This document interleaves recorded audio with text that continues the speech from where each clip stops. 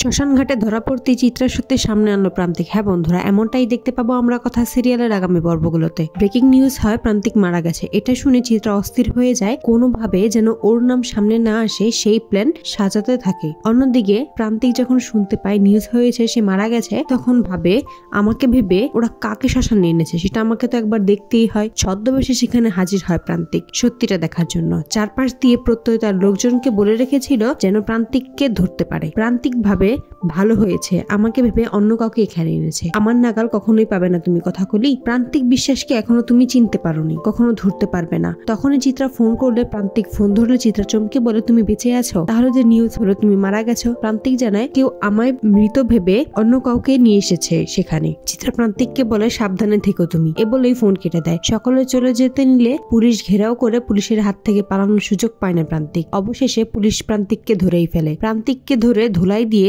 সত্যিটা জানতে পারলো সবকিছুর পেছনে চিত্রাই গেছে। তো বন্ধুরা, তোমরা এটাই তো চাও যেন শ্মশান ঘাটে ধরা পড়তেই চিত্রা সত্যি সামনে আনে প্রান্তিক? কমেন্টে জানাও।